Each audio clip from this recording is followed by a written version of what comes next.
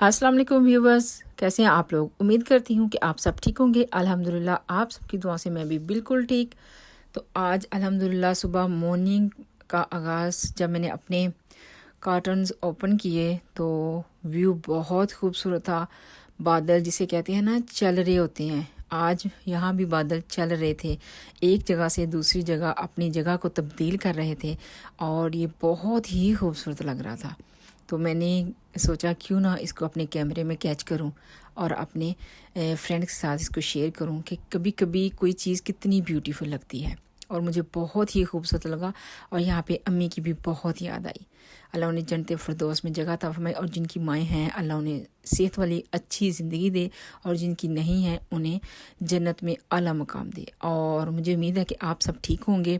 जो परेशानी हाल है आजकल, वैसे भी ज़ुकाम की, गले की बीमारी बहुत फैली हुई है। मेरा भी गला जो है वो इसी तरह अटकता रहता है सर्दी की वजह से। तो मैंने आज भी ग्रीन टी ली है कि शायद थोड़ा सा बेहतर लगे, क्योंकि बात करते करते लगता है जैसे बीच में अटक रहा है, आवाज़ भारी हो जाती है, आवाज़ नीची हो जाती है। तो यहाँ पे मैंने अपने लिए ग्रीन टी बनाई और साथ में मैंने डोनट लिया है टोस्ट के साथ, और हमज़ा को भी मैंने ब्रेड बना के दी। और हमज़ा को इतनी सर्दी लग रही थी कि मैं उसी ब्लैंकेट में बैठ के तो खा रहा है। बच्चे ऐसे ही करते हैं, कहाँ दिल करता है सुबह सुबह उठने को सर्दी में। और हस्बैंड भी जल्दी उठे हुए थे, मदर इन लॉ ने कहीं जाना था तो मैंने उनको जल्दी से ब्रेकफास्ट बना के दिया। तो मैं बाद में ये कीमा जो मैंने कतलम्मे कल बनाए थे उसमें से बच गया था। तो अगर कोई ऐसी चीज़ बच जाए तो उसको हम इस्तेमाल में तो ज़रूर लेके आएंगे। सम टाइम होता है हमने मटर कीमा बना लिया है, सम टाइम होता है मैं उसी वक्त पका के खा लिया है, कबाब बच्चों को बना दिया। और मैंने यहाँ पे ये कबाब 5 से 6 मेरे बन गए थे। इसमें मैंने एक अंडा ऐड किया है और साथ में थोड़ा सा घर की रोटी का आटा ऐड किया है और मेरे 5 से 6 कबाब बन गए थे। और अब मैं इनको यूज़ करूँगी बच्चों के लंच बॉक्सेस में, क्योंकि मुझे बहुत ज़्यादा ज़रूरत होती है। और मैं अक्सर ही बना के चिकन के, इसके, और साथ में जिस तरह मैंने कल बताया कि कतलम्मा वगैरह इस तरह की चीज़ें फ्रीज में रख देती हूँ और एनी टाइम निकाल के तो हम बच्चों को लंच बॉक्स में दे सकते हैं। घर में बनी हुई चीज़ हो तो सहूलत होती है, अगर ना हो तो बड़ी ट्रबल होती है। उसके बाद आज मुझे क्लीनिंग करनी थी, जो कि 4-5 दिन से सही से क्लीनिंग नहीं हो रही थी। कुछ तो मैंने कतलम्मे बनाए हैं और फिर मेरे गैस का हाल देखें, कतलम जैसे नहाया हुआ है उसके साथ तेल के साथ, तो बहुत ही ऑयल गिरा है इसके ऊपर, गिरता है। समोसे फ्राई करें, पकौड़े फ्राई करें, इस तरह की चीज़ों से ये गिरता है। और कतलम में ऐसी चीज़ थी कि ना भी चाहें तब भी गिरता है। तो मुझे समझे कि डीप क्लीनिंग की ज़रूरत पड़ गई थी। तो मैंने सबसे पहले समझा कि डाइनिंग रूम को साफ़ करूं। बच्चे प्ले कर रहे थे, सुबह सुबह उठ गई, सब ने ब्रेकफास्ट कर लिया था, हस्बैंड ने भी। और यहाँ पे मैंने डाइनिंग रूम से स्टार्टिंग की, अपनी क्लीनिंग की और किचन से सब वाइप किया। और सबसे ज़्यादा जो मुझे टाइम लगा वो गैस कुकर की क्लीनिंग पे लगा, क्योंकि इस पे तेल ही इतना था कि लग रहा था जैसे नहाया हुआ है, बिल्कुल ही तेल के साथ। तो पहले मैंने सोचा कि मैं इसको वाइप करती हूँ, क्योंकि इतने ऑयल के ऊपर स्प्रे नहीं जानी थी। हमेशा ही जब इस तरह ऑयल गिर जाए या कोई पानी वगैरह गिर जाए तो हम पहले उसको वाइप करते हैं, फिर अगर सफाई की ज़रूरत है तो फिर करते हैं। तो अल्हम्दुलिल्लाह वाइप्स जो हैं बहुत अच्छे से क्लीन कर देते हैं, लेकिन इतना ज़्यादा ऑयल, इसके लिए थोड़ी सी स्प्रे मस्ट होती है, जो कि मैंने वो बाद में की थी। लेकिन यहाँ पे मैंने पहले ज़्यादा देखें वाइप्स के साथ ही किया है, क्योंकि गैस कुकर ऐसी चीज़ है कि उसके ऊपर कोई चीज़ गिर जाए, ऑयल तो मस्ट है। जब हम कबाब वगैरह बनाते हैं या इसके अलावा चिकन वगैरह, और समटाइम तो ऐसा होता है कि हमारा जो खाना ज़्यादा होता है, चावल वगैरह या मस्त ज़्यादा कुकिंग कर रहे हैं तो बहुत ज़्यादा, तो वो उसमें भी बहुत ज़्यादा ये गंदा हो जाता है। तो इसकी सफाई करना बहुत ज़रूरी होती है। अगर जल्दी नहीं करेंगे तो ये इतना गंदा हो जाएगा कि फिर साफ़ होना ही मुश्किल है। तो मैंने ये स्प्रे ली है फ्लैश वाली, क्योंकि यहाँ पे जल गया था ऑयल लंबा टाइम, थोड़ा लॉन्ग टाइम चलता रहा है ऑयल, सॉरी गैस। तो जिसकी वजह से ना जहाँ पे ऑयल गिरा है वो जल गया था। अगर जल गया है तो उसके लिए फिर हमें स्ट्रॉन्ग वाली स्प्रे चाहिए, और मैं यूज़ कर रही हूँ यहाँ पे फ्लैश वालों की स्प्रे। ये बहुत ही अच्छी है। ये देखिए मैंने जैसे ही मारी है, मैंने छोड़ा भी नहीं था, आप लोगों के सामने ही है। उसी वक्त मैंने इसको लोहे की जो होती हैं ये ब्रेलो, इनके साथ मैंने इनको साफ़ किया है सॉफ्टली, बहुत हार्ड नहीं मारना, क्योंकि ये ऐसी जो चीज़ें होती हैं ना वो इसी के साथ साफ़ होती हैं। तो ये देखें, आप देखें कोई ऊपर लाइन नहीं पड़ी है, कोई ऐसा कुछ मार्क नहीं पड़ने दिया मैंने, और सफाई भी बहुत अच्छे से हो गई थी। और ये अंदर का मसला तो ऐसा होता है, डीपली होती है कि ये आसानी से साफ़ भी नहीं होता, लेकिन मेरी फिर भी कोशिश होती है कि मैं थोड़ा सा साफ़ कर दूं, क्योंकि अगर नहीं करेंगे तो अंदर जमते जमते गंद जो है ना वो बहुत ज़्यादा एक जगह पे तह की तरह बैठ जाएगा, फिर सफाई करनी बड़ी मुश्किल है। तो ये होता है कि जैसे हमने ब्रेड बनाई है या हम मसाले डाल रहे हैं अपनी कड़ी हांडी में, तो वो उड़ के या कभी कभी ऐसी गिर जाते हैं। ब्रेड बनाते हैं, साथ में टोस्ट बन रहा है तो उसके साथ इसमें चले जाते हैं। गैस कुकर ऐसी चीज़ है कि वो तो ज़रूर गंदा होता है हर हाल में पूरे किचन में। तो इसकी सफाई जो है ना ये आज मुझे करनी थी डीपली, जिसकी वजह से ना मुझे काफ़ी टाइम लगा इस पर। काफ़ी तो नहीं, 15 मिनट तो मस्ट थे इसके।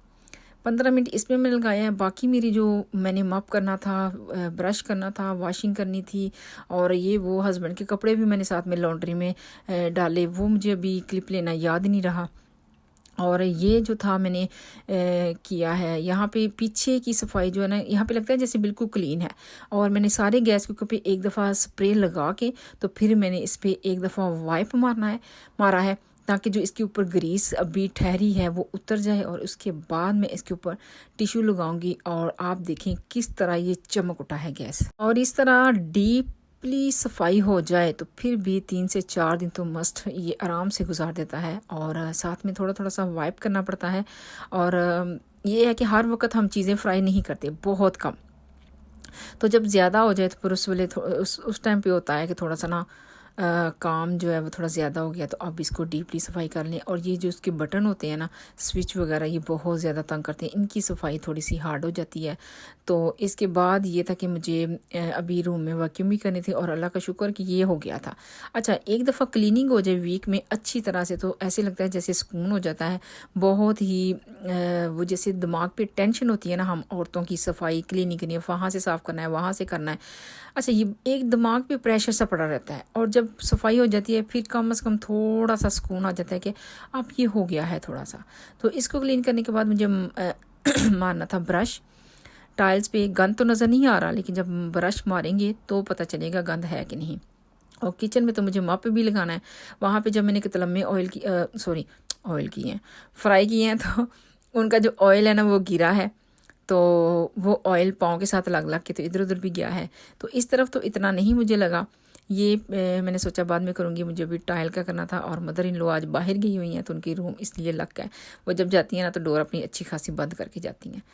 तो जल्दी से मैंने ब्रश किया है, और ये देखिए गंद नज़र नहीं आ रहा टाइल्स पे, लग रहा है जैसे है ही नहीं फ्लोर पे कोई गंद किसी किस्म का। और जब ब्रश मारना शुरू करो तो पता नहीं किस किस जगह से छोटा सा सारा निकल के आता है, और फिर सारा अच्छे से फिर लगता है कि अब साफ़ हो रहा है।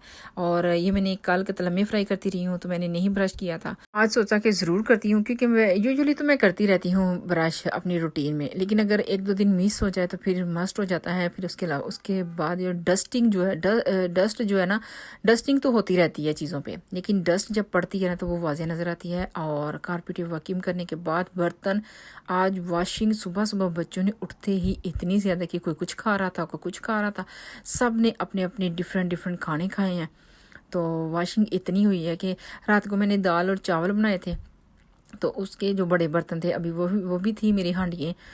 तो काफ़ी लेट का रात को ना मैंने बनाया है, अचानक ही प्रोग्राम बनाया, और तकरीबन टाइम जो है 7 का हो चुका था, काफ़ी लेट थी।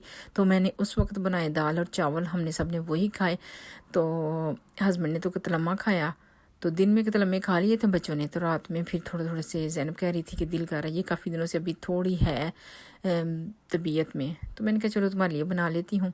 तो ये थोड़े से बड़े बड़े बर्तन थे, इनको मैंने कहा चले जी हाथों के साथ अब वॉश कर लेती हूँ, क्योंकि ये तो डिश वॉशर में जाएंगे नहीं, तो उनको मैंने डिश वॉशर में डाल लिया।